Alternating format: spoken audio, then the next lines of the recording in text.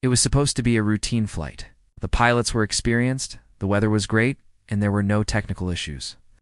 But when the Airbus A320neo took off from runway 27 at Ahmedabad airport, it climbed too steeply and then stalled. Before anyone could react, the plane was in a nosedive, crashing into a wall and burst into flames. All 144 passengers and 6 crew members on board Flight 171 lost their lives. So what happened on that fateful day? Stay tuned till the end to find out. Tragic seconds. This is the story of the last moments of Air India Express Flight 171. It was a scheduled domestic passenger flight from Sultanate of Oman's Muscat International Airport to India's Ahmedabad International Airport. The Airbus A320neo was the newest addition to the Air India Express fleet and had only been in service for a year. Its 2 CFM Ryzen engines had proven to be reliable, and its avionics and hydraulic systems were state-of-the-art. At 6:17 a.m., the pilots ran through the pre-takeoff checklist. Everything checked out fine. The plane was fueled and ready to go.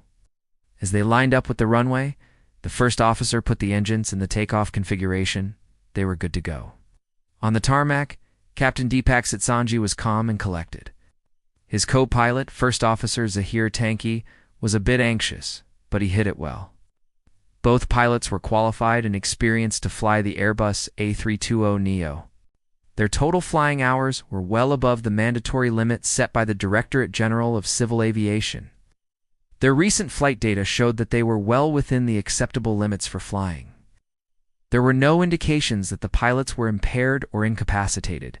It was just another day at the office. And yet, what happened next would be anything but ordinary. With the green light from air traffic control, the A320 accelerated down the runway. By the time it reached the end of the runway, the plane had picked up enough speed for takeoff. The pilots pushed the engines to full throttle, and the plane lifted into the air. But something was wrong.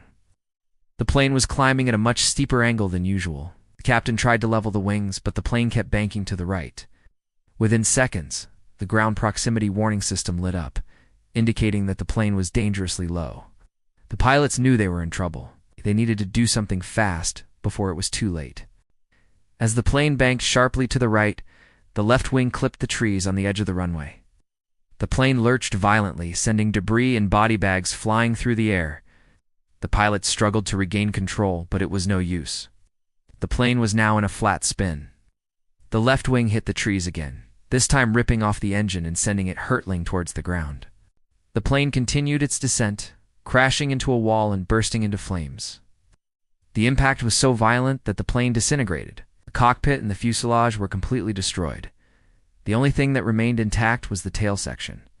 As the dust settled, emergency services arrived at the scene.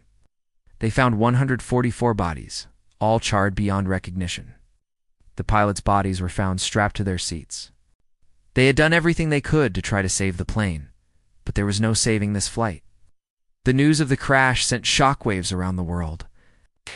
People mourned the loss of their loved ones. The Indian government launched a high-level inquiry to determine the cause of the crash. But what really happened on that fateful day? The first thing that investigators looked at was the weather.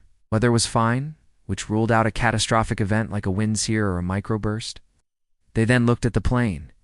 The Airbus A320neo is one of the safest planes in the world. In fact, it has never been involved in a fatal crash before. The plane had been maintained well, and there were no defects that could have caused the crash.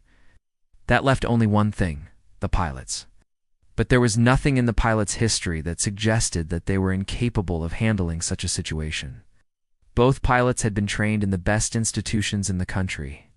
They had flown together many times, and they were well versed with each other's style of flying. But that still left one question. What went wrong on that fateful day?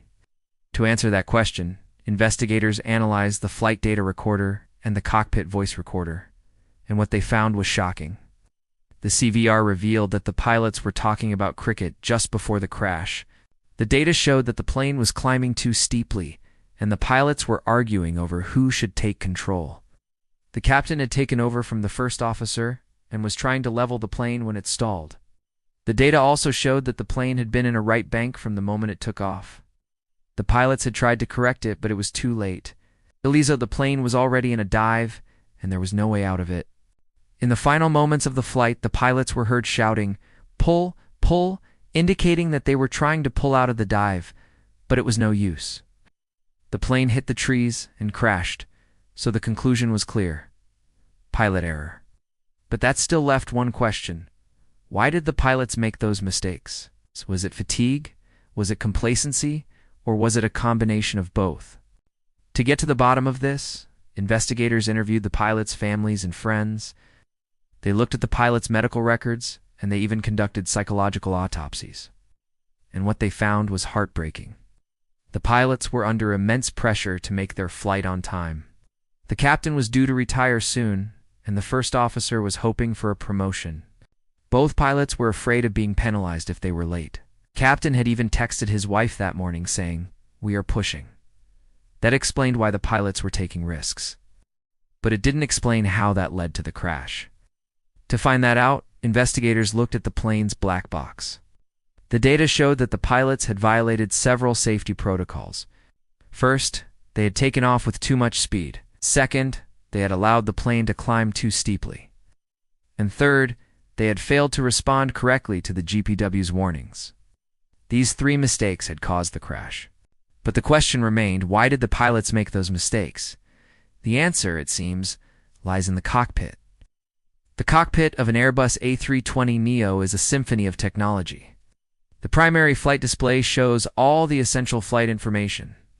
The autopilot control panel allows the pilots to set the plane's altitude and heading. The engine thrust levers control the amount of thrust produced by the engines, and the General Electric multifunction display provides critical information about the plane's systems. In the cockpit, the pilots were busy monitoring the instruments. As the plane climbed, the captain noticed that the altitude was increasing faster than expected. He asked the first officer to push the thrust levers down to reduce the amount of thrust produced by the engines, but the first officer misunderstood. He pushed the thrust levers forward, increasing the amount of thrust produced by the engines. The plane started to climb even faster. The captain realized his mistake and quickly pushed the thrust levers back, but it was too late. The plane was already in a stall. The pilots struggled to recover the plane, but they were fighting a losing battle. The plane was now in a spiral, and there was no way out of it. The first officer called for help, but it was too late. The plane was already on the ground. The captain knew that there was no hope of survival. He put the plane into autopilot mode and tried to contact air traffic control, but it was too late. The plane was already in a dive, and there was no way out of it.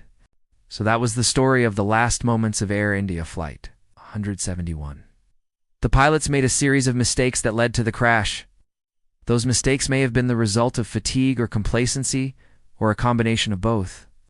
Whatever the reason, the crash was a tragedy that could have been avoided. Now let's look at some of the key findings from the latest investigation. The plane was climbing at a steep angle when it lost altitude and became destabilized. The pilots tried to recover the plane, but they were unsuccessful. The plane touched down hard on the left wing, causing it to rupture. The rupture caused fuel to leak from the wing, which then ignited, causing the fire. The investigation also revealed that the pilots had not followed proper procedures. They had not followed the correct takeoff configuration. They had not set the proper altitude, and they had not responded correctly to the GPW's warnings.